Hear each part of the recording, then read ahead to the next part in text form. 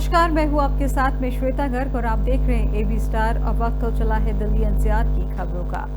छठ महापर्व को देखते ही आज गौतम बुद्ध नगर के यूपी बोर्ड, सीबीएसई और आईसीएसई बोर्ड के मान्यता प्राप्त कक्षा नर्सरी से 8 तक के स्कूलों में अवकाश रहेगा।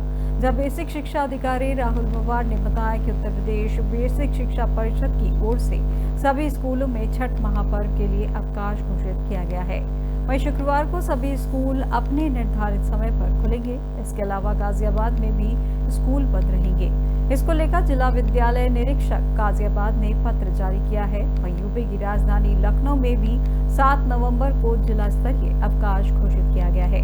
हालांकि सार्वजनिक अवकाश नहीं है, इसलिए सरकारी कार्यालय खुले रहेंगे। आपको बता दें कि छठ पर्व पर अवकाश को लेकर लखनऊ के जिलाधिकारी ने फैसला लिया कि मैनुअल ऑफ गवर्नमेंट ऑर्ड्स यानी कि 1981 संस्करण पैरा 247C की व्यवस्था के अनुसार किसी भी जिले का अधिकारी अपने स्तर से 3 स्थानीय अवकाश घोषित कर सकता है। विभागाध्यक्ष के कार्यालयों एवं अन्य विभागों में जहां 5 दिवसीय कार्य सप्ताह लागू है, वहां घोषित स्थानीय अवकाश लागू नहीं होगा। जिले के सभी सरकारी स्कूल बंद रहेंगे। बता दें कि इससे पहले दिल्ली सरकार ने भी छठ पर्व को लेकर 7 नवंबर पहले ही राजधानी में सार्वजनिक छुट्टी घोषित कर रखी है। वहीं आदेश के मुताबिक सरकारी दफ्तरों और स्कूलों में छुट्टी रहेगी। वहीं सीएम आतिशी ने घोषणा करते हुए कहा था कि छठ पर्व पर भव्य आयोजन किए जाएंगे और राजधानी में छुट्टी को लेकर पहले एलजी वीके सक्सेना ने सीएम आतिशी को एक चिट्ठी लिखी थी, जिसमें छठ पर्व के दिन छुट्टी की मांग की गई थी। वहीं दिल्ली के उपराज्यपाल विनय कुमार सक्सेना ने मुख्यमंत्री आतिशी को पत्र लिखकर उनसे छठ के तीसरे दिन यानी 7 नवंबर को पूर्णकालिक अवकाश घोषित करने का आग्रह किया है। अभी तक 7 नवंबर को प्रतिबंधित अवकाश घोषित किया गया है।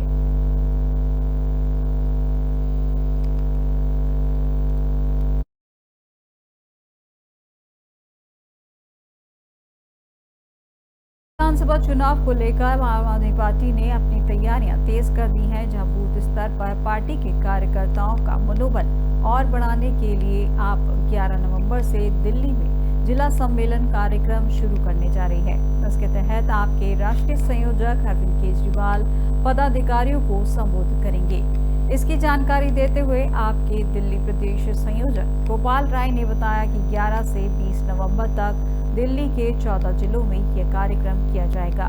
वह पूरे दिल्ली में चुनाव की जिम्मेदारी संभालने के लिए पार्टी के 1 लाख पदाधिकारी बनाएगी। आपको बता दें कि राय ने बुधवार को राजनिवास मार्ग सिविल लाइन में प्रेस वार्ता कर कहा कि हर जिले में 5 विधानसभा क्षेत्र कवर होंगे। वहीं 11 नवंबर से शुरू होने वाला यह सम्मेलन 20 नवंबर तक चलेगा, जहां इसके तहत 11 नवंबर को किराड़ी और तिलक नगर, 12 नवंबर को राजेंद्र नगर और संगम विहार, 15 नवंबर मॉडल टाउन और नजफगढ़, 16 नवंबर को त्रिलोकपुरी और बाबरपुर, 18 नवंबर को वजीरपुर और नरेला, 19 नवंबर को कड़कडूमा और भोंडा में, 20 नवंबर को महारैली और नई दिल्ली विधानसभा में होगा। उन्होंने कहा कि दिल्ली में पार्टी ने जिन विपरीत परिस्थितियों में काम किया है, उस काम और केजरीवाल के संदेश को लोगों तक पहुंचाने के लिए पार्टी अपनी तैयारी कर रही है।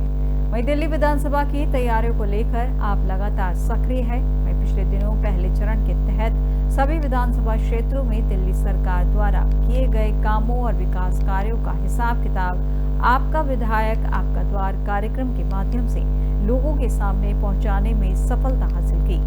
इस कार्यक्रम के बाद पूरी दिल्ली के अंदर हर बूथ पर बैठकों के द्वारा जिन लोगों ने आगामी विधानसभा चुनाव के लिए वॉलंटियर के तौर पर काम करने के लिए जिम्मेदारी ली है, उन सभी लोगों की बूथ कमेटियों का गठन का काम पूरा कर लिया गया है। वहीं केजरीवाल और अन्य नेताओं ने दिवाली से पहले दिल्ली की सभी विधानसभाओं में सफलतापूर्वक पदयात्रा संपन्न की और दिवाली के बाद दिल्ली के अलग अलग विधानसभा क्षेत्रों में केजरीवाल की पदयात्रा का दूसरा चरण चल रहा है। दिल्ली विधानसभा चुनाव की तैयारियों को लेकर के आम आदमी पार्टी लगातार सक्रिय है। पिछले दिनों हमने पहले चरण में सभी विधानसभा क्षेत्रों में जो दिल्ली सरकार द्वारा काम किए गए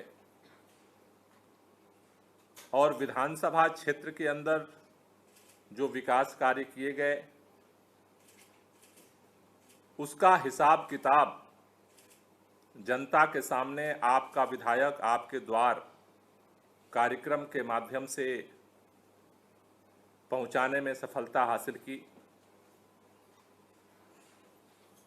आपका विधायक आपके द्वार कार्यक्रम के बाद पूरे दिल्ली के अंदर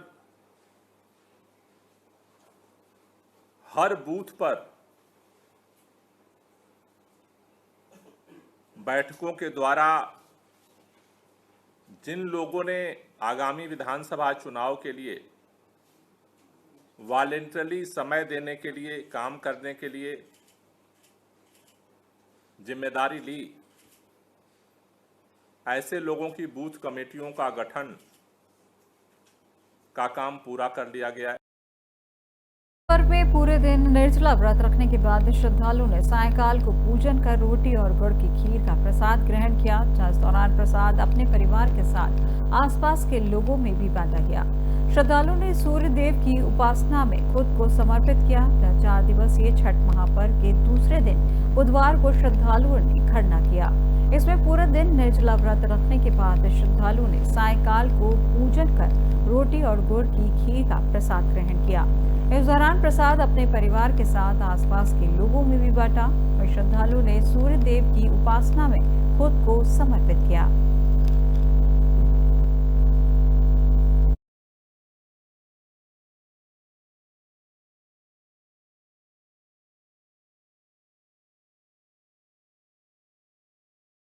दिल्ली की हवा इन दिनों जहरीली बनी हुई है व दिल्ली के कई हिस्सों में धुंध की मोटी परत छाई हुई है। दिल्ली के लोगों को आने वाले कई दिनों तक प्रदूषण से राहत मिलने की उम्मीद नहीं है। बीते कई दिनों से वायु गुणवत्ता सूचकांक यानी AQI बेहद खराब श्रेणी में बरकरार है। केंद्रीय प्रदूषण नियंत्रण बोर्ड यानी CPCB के डेटा के अनुसार आज सुबह आनंद विहार में AQI 426, मुंडका में AQI 417, बवाना में 411, बुराड़ी में 377, अशोक विहार में 417, ITO में 358, जहांगीरपुरी 428, रोहिणी 405, नजफगढ़ 363, RK पुरम 378, पंजाबी बाग 388, सोनिया विहार 399, द्वारका सेक्टर में 8 और में 380 दर्ज किया गया। वहीं बुधवार को AQI 352 रहा जो कि बेहद खराब श्रेणी में है। इसमें मंगलवार के मुकाबले 21 अंकों की कमी दर्ज की गई। सुबह आसमान में हल्की स्मॉग की चादर छाई नजर आई। वहीं प्रदूषण का स्तर बढ़ने से लोगों को आंखों में जलन व सांस लेने में तकलीफ महसूस हो रही है। इसके अलावा दृश्यता में भी गिरावट दर्ज की गई। इस संबंध में भारतीय उष्णदेशीय मौसम विज्ञान संस्थान यानी IITM के मुताबिक बुधवार को हवा विभिन्न दिशा की ओर चली है। इस दौरान हवा की गति 4 से 8 किलोमीटर प्रति घंटा रही। वहीं बृहस्पतिवार को भी हवा विभिन्न दिशा से चलने का अनुमान है। इस दौरान हवा 4 से 8 किलोमीटर प्रति घंटे से चलेगी। वहीं शुक्रवार को हवा विभिन्न दिशा की ओर से चलेगी। हवा की चाल 4 से 8 किलोमीटर प्रति घंटे रहने का अनुमान है। शनिवार को भी हवा विभिन्न दिशा की ओर से चलेगी। इस दौरान हवा की चाल 4 से 8 किलोमीटर प्रति घंटा रहेगी। वहीं रात के समय हल्का कुहासा छाए रहने की संभावना है। स्मॉग छाई रहेगी। ऐसे में हवा बेहद खराब श्रेणी में बनी रहेगी।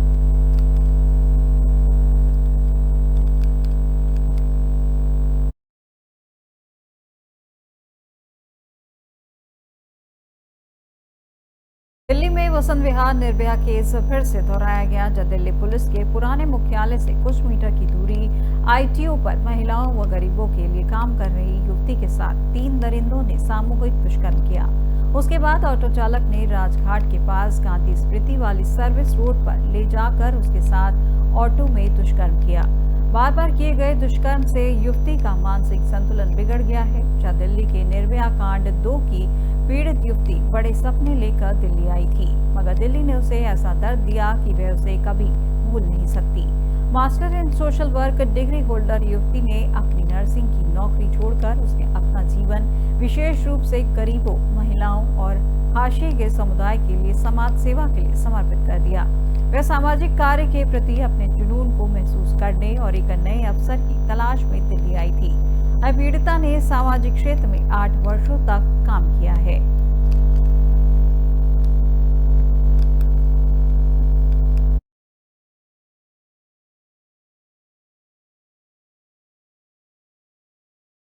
नोएडा से है जहां थाना 58 की पुलिस और चोर लुटेरे गैंग के साथ पुलिस की मुठभेड़ हुई है, जिसके लिए बताया जा रहा है कि सेक्टर 60 के पास मॉर्निंग में पुलिस द्वारा चेकिंग अभियान किया जा रहा था, जिसको देखकर बाइक सवार बदमाश वापस भागने लगे। पुलिस ने जब पीछा किया तो बदमाश ने पुलिस के ऊपर फायरिंग कर दी, जिसकी जवाबी कार्रवाई के दौरान शातिर बदमाश को नोएडा पुलिस की गोली लगी। बदमाश को लेकर बताया जा रहा है कि उसके खिलाफ कई मुकदमे पहले से दर्ज हैं, जिसमें शातिर बदमाश ने कई लूट की घटनाओं को अंजाम दिया था। पकड़े गए बदमाश के पास से एक तमंचा, 5 मोबाइल फोन और एक चोरी की मोटरसाइकिल बरामद की गई है।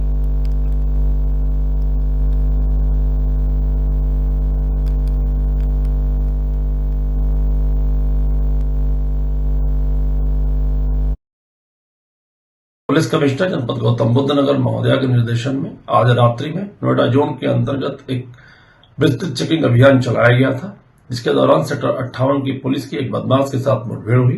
सेक्टर 58 की पुलिस खरगोश पार्क के पास चेकिंग कर रही थी, जहां पर एक बाइक पर एक संदिग्ध आता हुआ दिखाई दिया था। उसको रोकने का प्रयास किया गया, उसके द्वारा पुलिस पार्टी पर फायरिंग की गई। पुलिस पार्टी के द्वारा आत्मरक्षा फायरिंग की गई, जिसमें बदमाश घायल हुआ। घायल बदमाश की पहचान सोनू और मोटा के रूप में हुई है। शातिर अपराधी है, लुटेरा है। इसके द्वारा कई घटनाएं कारित की गई थी। ये मूल रूप में रमाला का रहने वाला है, जीवाना गांव का। इसकी उम्र करीब 22 साल है। इसके पास से एक बाइक बरामद हुई है। इसके पास से 5 मोबाइल बरामद हुए, जिसके द्वारा विभिन्न घटनाओं में लूटे गए और चोरी किए गए। घटना में प्रयुक्त तमंचा बरामद हुआ है।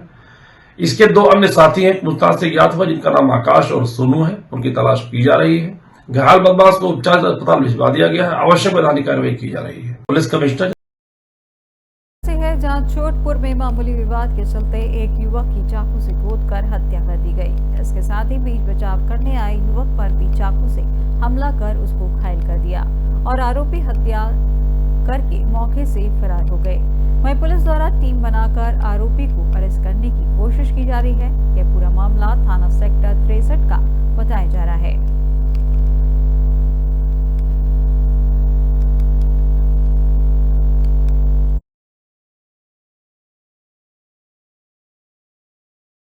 नोएडा से है जहां नोएडा पुलिस ने एक बड़े अभियान के तहत वाहन चोर गिरोह का पर्दाफाश किया है, जिसमें उन्होंने 2 आरोपियों को गिरफ्तार किया है और आरोपियों के पास से 9 चोरी की मोटरसाइकिलें बरामद की हैं। आपको बता दें कि गौतम बुद्ध नगर पुलिस कमिश्नरेट की थाना सेक्टर 113 की टीम ने नोएडा और एनसीआर में सक्रिय एक वाहन चोर गिरोह का खुलासा किया है।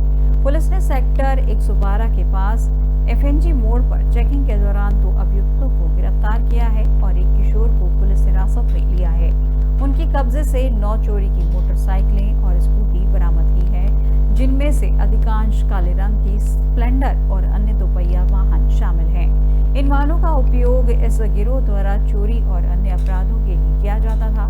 बताया जा रहा है कि यह गिरोह नोएडा और एनसीआर में अलग अलग स्थानों से मोटरसाइकिलें और स्कूटी चोरी करता था और चोरी के बाद ये वाहन कुछ दिन छिपा कर रखते थे और फिर उन्हें कम दामों पर राहगीरों को बेच दिया करते थे। गिरफ्तार किए गए अभियुक्तों में अनुज कुमार और सचिन सोनी शामिल हैं, जो गौतम बुद्ध नगर के विभिन्न इलाकों में किराए पर रहते हैं। पुलिस ने इनके खिलाफ कई मामलों में अपराध का इतिहास भी दर्ज किया है। जिस पर नोएडा पुलिस का कहना है कि वे आगे भी इस तरह की अपराधियों के खिलाफ अभियान जारी रखेंगे, ताकि शहर में बढ़ती वाहन चोरी की घटनाओं पर रोक लगाई जा सके। थाना 113 के अंतर्गत टीम ने 3 लोगों को पकड़ा है। इसमें एक अवयस्क है बच्चा और 2 बड़े हैं। इनके पकड़े जाने के बाद से कुल 9 मोटरसाइकिलें बरामद हुई हैं और 1 मोटरसाइकिल इनकी खुद बरामद हुई है, जो घटना में इस्तेमाल करते थे।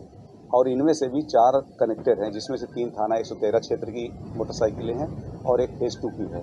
बाकी 5 का अभी हम पता कर रहे हैं कि ये किस थाना क्षेत्र से चोरी हुई है। थाना 113 के अंतर्गत टीम ने 3 लोगों को पकड़ा है। इसमें एक अवयस्क है बच्चा और 2 बड़े हैं। इनके पकड़े जाने के बाद से कुल 9 मोटरसाइकिलें बरामद हुई हैं और 1 मोटरसाइकिल इनकी खुद बरामद हुई है जो घटना में इस्तेमाल करते थे। और इनमें से भी 4 कनेक्टेड हैं, जिसमें से 3 थाना 113 क्षेत्र की मोटरसाइकिलें हैं और एक फेज 2 की है। बाकी 5 का अभी हम पता कर रहे हैं कि ये किस थाना क्षेत्र से चोरी हुई है। थाना 1